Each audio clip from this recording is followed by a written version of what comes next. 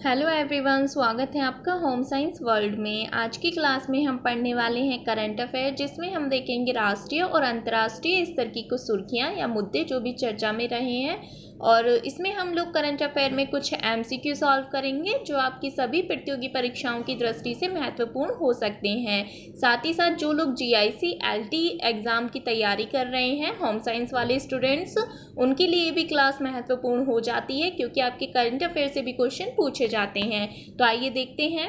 First question है, SIPRI द्वारा जारी रिपोर्ट के अनुसार वर्ष 2017 से 21 के दौरान भारत को सबसे बड़े हथियार आपूर्तिकर्ता देश कौन सा है? तो इसमें ध्यान देना है, आपूर्तिकर्ता देश पूछा गया है। ऑप्शन दिए हुए हैं रूस, अमेरिका, फ्रांस, यूएई। तो आपको सही बताना है। तो इसमें ऑप्शन ए इसका सही होगा, रूस। इसकी हम व्याख्या देख लेते हैं। तो वैश्विक संस्था Stockholm International Peace Research Institute SIPRI द्वारा जारी रिपोर्ट के मुताबिक भारत वर्ष 2017-21 के बीच हथियारों के सबसे बड़े आयातक के रूप में उभरा है। ठीक है, दुनिया में कुल हथियारों के आयात का भारत 11% आयात करता है। तो यहाँ पर ये पॉइंट भी आप ध्यान रखिएगा, कितना प्रतिशत? 11% भारत आयात करता है। 2017 से 21 के दौरान भारत के सबसे बड़े हथियारों आपूर्तिकर्ता के रूप में रूस फर्स्ट पे कौन है? प्रथम रूस है, दूसरा स्थान फ्रांस का है और तीसरा अमेरिका का है, जहां से भारत हथियारों की आपूर्ति करता है। तो ये हमने समझ लिया। नेक्स्ट क्वेश्चन है, 16 से 18 मई तक आयोजित होने वाला युविका 2022 कार्यक्रम संबंधित है। तो इसमें आपको सही बताना है, इसरो, आईसीएमआर, डीआरडीओ। तो कौन सा है जो युविका से संबंधित है? तो इसमें ऑप्शन ए इसका सही होगा, यानी इसरो है। ठीक है, युविका है क्या? तो युवा वैज्ञानिक कार्यक्रम, जिसे युविका के नाम से जाना जाता है, इसरो द्वारा प्रायोजित और भारत के अंतरिक्ष विभाग द्वारा वित्तपोषित एक वार्षिक अंतरिक्ष शिक्षा एवं प्रशिक्षण कार्यक्रम है। याद रखना है आपको, क्या है? अंतरिक्ष शिक्षा एवं प्रशिक्षण कार्यक्रम है, जिसका उद्देश्य है युवाओं में अंतरिक्ष विज्ञान के प्रति रुचि विकसित करना और उनकी घोषणा करना। इस कार्यक्रम में भाग लेने के लिए हर साल प्रत्येक राज्य और केंद्र शासित प्रदेश से 3 छात्रों का चयन किया जाता है। नेक्स्ट क्वेश्चन है, अभी हाल ही में वैश्विक खुशहाली रिपोर्ट 2022 जारी की गई। इस रिपोर्ट के अनुसार भारत कौन से स्थान पर है? तो इसमें ऑप्शन दिए हुए हैं, 136वें स्थान पर, 140वें स्थान पर, 139वें पर या फिर 141वें स्थान पर। तो भारत कौन से स्थान पर है वैश्विक खुशहाली रिपोर्ट में? तो ऑप्शन ए इसका सही होगा, 136वें स्थान पर। इसकी व्याख्या हम देख लेते हैं। तो वैश्विक खुशहाली रिपोर्ट 2022 ये किसके द्वारा जारी की जाती है? यह रिपोर्ट संयुक्त राष्ट्र सतत विकास समाधान नेटवर्क के द्वारा जारी की जाती है। तो ऐसा क्वेश्चन भी पूछ लिया जाता है कि वैश्विक खुशहाली रिपोर्ट या कोई भी रिपोर्ट हो गई, वो किसके द्वारा जारी की जाती है? तो आपको याद रखना है किसके द्वारा जारी की जाती है। संयुक्त राष्ट्र सतत विकास समाधान नेटवर्क के द्वारा जारी की जाती है। इस वर्ष वैश्विक खुशहाली रिपोर्ट की 10वीं वर्षगांठ है। इस रिपोर्ट के अनुसार फिनलैंड को लगातार 5वीं बार विश्व में सबसे खुशहाल देश घोषित किया गया है। यानी फिनलैंड जो है वो 5वीं बार लगातार शीर्ष पर रहा है। शीर्ष पर कौन है? फिनलैंड, डेनमार्क और आइसलैंड। ठीक है, भारत 146 देशों में 136वें स्थान पर है। 2020 की यदि बात की जाए तो भारत 2020 में 139वें स्थान पर था। तो आपसे पूछ सकता है कौन सा शीर्ष स्थान पर कौन सा है? तो फिनलैंड है। लगातार 5वीं बार से फिनलैंड ही प्रथम स्थान पर है खुशहाली रिपोर्ट में। और किसके द्वारा ये जारी की जाती है, ये भी आपको देख लेना है। आगे चलते हैं। नेक्स्ट क्वेश्चन है, हाल ही में किस देश द्वारा यूक्रेन के लिए 800 मिलियन अमेरिकी डॉलर की नई सैन्य सहायता की घोषणा की है? ऑप्शन अमेरिका, रूस, चीन, भारत। तो किसने की है? ऑप्शन ए इसका सही होगा, अमेरिका द्वारा। इसके साथ साथ अमेरिका ने anti aircraft missile, anti tank हथियार, यह सभी अमेरिका द्वारा यूक्रेन भेजे गए हैं। तो यहाँ पर आपको ये देख लेना है। नेक्स्ट क्वेश्चन है, फीफा विश्व कप 2022 का आयोजन कहाँ किया जाएगा? ऑप्शन भारत, टोक्यो, कतर या इनमें से कोई नहीं। तो फीफा विश्व कप का आयोजन कहाँ किया जाएगा 2022 की यदि बात करें तो ये कतर में किया जाएगा। ऑप्शन सी इसका सही होगा। और ये कब से कब तक किया जाना है? तो ये कतर में आयोजित होगा। 21 नवंबर 2022 से 18 दिसंबर 2022 तक ये आयोजित किया जाना है।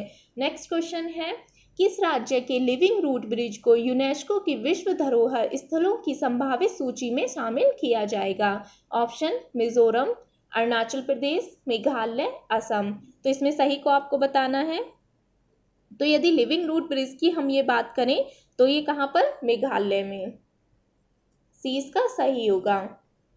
देखिए इस तरीके का ये ब्रिज है, ठीक है। इसे लिविंग रूट ब्रिज कहते हैं। क्यों कहते हैं? क्योंकि ये जो ब्रिज है, यहाँ पर आप देख रहे हैं इस पिक्चर में, ये जो ब्रिज है ये रबर के पेड़ की जड़ों से बने होते हैं, जिन्हें फिकस इलास्टिका पेड़ के रूप में भी जाना जाता है। किस रूप में जाना जाता है? इन्हें फिकस इलास्टिका के पेड़ के रूप में जाना जाता है, और ये रबड़ के पेड़ की जड़ों के द्वारा ये बने रहते हैं। इस तरीके से ये ब्रिज होते हैं, यानी ये पेड़ की जड़ों के द्वारा बने रहते हैं, इसलिए इन्हें क्या कहा गया है? लिविंग रूट ब्रिज कहा गया है। अब ये यूनेस्को की विश्व धरोहर स्थलों की संभावित सूची में इन्हें शामिल किया गया है। कहाँ पर है ये? मेघालय में। नेक्स्ट क्वेश्चन है, 5वां बिम्स्टेक शिखर सम्मेलन 2022 की मेजबानी किस देश ने की? ऑप्शन भारत, श्रीलंका, नेपाल, बांग्लादेश। तो इसमें सही को आपको बताना है। कौन सा सही है? तो इसका ऑप्शन बी सही होगा, यानी श्रीलंका। श्रीलंका इसका अध्यक्ष देश भी है। इसकी हम व्याख्या देख लेते हैं। यह एक बिम्स्टेक जो है यह एक क्षेत्रीय बहुपक्षीय संगठन है तथा बंगाल की खाड़ी के तटवर्ती और समीपवर्ती क्षेत्रों में स्थित इसके सदस्य हैं, जो क्षेत्रीय एकता के प्रतीक हैं। कौन कौन से इसके सदस्य देश हैं? तो इसमें 7 कंट्री हैं, जो कि बांग्लादेश, भूटान, भारत, नेपाल, थाईलैंड, श्रीलंका, म्यांमार। ठीक है, ये आपको याद रखनी है। नेक्स्ट है क्वेश्चन, हाल ही में जारी इंडिया टीबी रिपोर्ट 2022 के अनुसार वर्ष 2021 में भारत में टीबी मामलों में वर्ष 2022 की तुलना में कितने प्रतिशत वृद्धि देखी गई है? यानी एक साल में कितने प्रतिशत वृद्धि हुई है, जो कि रिपोर्ट 2022 में आई है। अब इसमें बताना है 2020 से 2021 तक कितने प्रतिशत भारत में टीबी मामलों में वृद्धि देखी गई है। ऑप्शन 15%, 20%, 19% या 22%। तो कितनी देखी गई है? ऑप्शन सी इसका सही होगा, 19% देखी गई है। इसकी व्याख्या देख लेते हैं। तो हाल ही में केंद्रीय स्वास्थ्य मंत्री doctor Mansukh Mandaviya India TV report 2022 जारी की है, जिसमें 19% वृद्धि देखी गई है। दिल्ली की यदि बात की जाए तो दिल्ली में प्रति 1 लाख जनसंख्या पर 534 मामलों के साथ सबसे अधिक देखा गया है। राजस्थान में 484 और उत्तर प्रदेश में 481। ठीक है, प्रति 1 लाख जनसंख्या पर। टीबी या क्षय रोग बैक्टीरिया माइक्रोबैक्टीरियम ट्यूबरक्लोसिस के कारण होता है, और इससे सबसे अधिक प्रभाव जो पड़ता है वो फेफड़ों पर पड़ता है। तो इस तरीके का क्वेश्चन भी आपसे पूछा जा सकता है। आगे चलते हैं, किसे BBC Indian sports of the year 2021 चुना गया है? ऑप्शन ए सफाली वर्मा, दूसरा है मिताली राज, तीसरा है मीराबाई चानू और चौथा है हिमा दास। तो किसे BBC Indian sports of the year 2021 चुना गया है? तो इसका ऑप्शन सी सही होगा, मीराबाई चानू को। आगे चलते हैं, किस संस्था ने दुनिया का पहला वन्य जीव बॉन्ड जारी किया है? तो इसका ऐसे टाइप के भी आपके क्वेश्चन पूछे जा सकते हैं कि प्रथम जो होती हैं जो चीज़ें उनके बारे में अक्सर पूछ लिया जाता है। तो किस संस्था ने दुनिया का पहला वन्य जीव बॉन्ड जारी किया है? ऑप्शन विश्व बैंक, भारतीय रिजर्व बैंक, यूनेस्को या IMF। तो ये किसके द्वारा जारी किया गया है? विश्व बैंक के द्वारा। ऑप्शन ए इसका सही होगा। नेक्स्ट क्वेश्चन है, वार्षिक फ्रंटियर्स रिपोर्ट 2022 के अनुसार दुनिया में सबसे अधिक ध्वनि प्रदूषण वाला शहर कौन सा है? तो इसमें ध्वनि प्रदूषण पूछा गया है। ठीक है, ऑप्शन ढाका, दिल्ली, हैदराबाद या चेन्नई। तो कौन सा है ध्वनि प्रदूषण में सबसे शीर्ष पर? ढाका। आगे चलते हैं, किस राज्य की डारलॉग समुदाय को अनुसूचित जनजाति की सूची में शामिल करने के लिए लोकसभा ने एक विधेयक पारित किया है? ऑप्शन त्रिपुरा, अरुणाचल प्रदेश, नागालैंड या असम। तो डारलॉग समुदाय जो है ये कहाँ का है? आपसे इस तरीके से क्वेश्चन भी पूछ लेते हैं, मिलान करने के लिए भी पूछ लेते हैं जनजातियों से और उनके मतलब राज्य से। तो इसमें कौन सा सही होगा आपका? त्रिपुरा। ऑप्शन ए इसका सही होगा। नेक्स्ट क्वेश्चन है, स्वर कोकिला लता मंगेशकर को किस वर्ष भारत रत्न पुरस्कार से सम्मानित किया गया है? ये वाला जो क्वेश्चन है मतलब इसके बारे में व्याख्या सहित मैंने पहले वाली वीडियो में बताया हुआ है करंट अफेयर में, और यहाँ से अभी जो हाल ही में एक एग्जाम हुआ था उत्तराखंड का, वहाँ पे ये क्वेश्चन पूछा भी जा चुका है। कि लता मंगेशकर को भारत रत्न से कब पुरस्कृत किया गया या कब सम्मानित किया गया। तो ऐसे क्वेश्चन बनने की संभावना रहती है, तो आपको इनके बारे में पूरा देख लेना एक बार डिटेल में, कभी ने पद्मश्री मिला और कभी ने भारत रत्न मिला। तो ऑप्शन दिए हुए हैं 1998, 2001, 2004, 2008। तो इन्हें कब भारत रत्न मिला? तो ऑप्शन बी इसका सही होगा, 2001 में इन्हें भारत रत्न से सम्मानित किया गया। आगे चलते हैं। हाल ही में भारत ने किस यूरोपीय देश के साथ नीली अर्थव्यवस्था के विकास हेतु रोड मैप पर हस्ताक्षर किए हैं? तो किस देश के साथ भारत ने नीली अर्थव्यवस्था के विकास हेतु रोड मैप पर हस्ताक्षर किए हैं? Option Romania, France, Italy, Poland. तो आपको सही बताना है, ऑप्शन बी इसका सही होगा, फ्रांस के साथ। आगे चलते हैं। राष्ट्रीय संस्कृति महोत्सव 2022 किस राज्य में शुरू हुआ है? ऑप्शन आंध्र प्रदेश, लखनऊ, हैदराबाद, मध्य प्रदेश। तो राष्ट्रीय संस्कृति महोत्सव 2022 कहाँ पर यह आयोजित हुआ है? आंध्र प्रदेश में। ऑप्शन ए इसका सही होगा। आगे चलते हैं। हाल ही में किसने fast and secure transmission of electronic record, जिसे फास्टर कहते हैं, सॉफ्टवेयर का अनावरण किया है?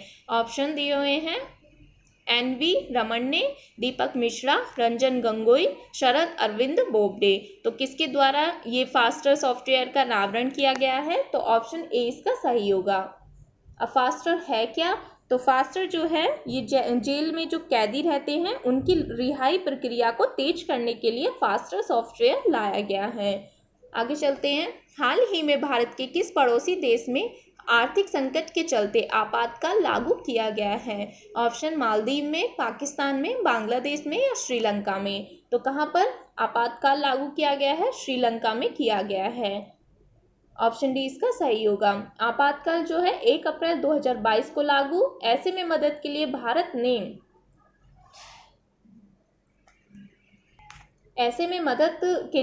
ने 40,000 टन चावल भारत की तरफ से श्रीलंका भेजा गया। इसके साथ साथ भारत ने श्रीलंका को $1 अरब की क्रेडिट लाइन यानी ऋण सहायता देने की सहमति भी जताई है।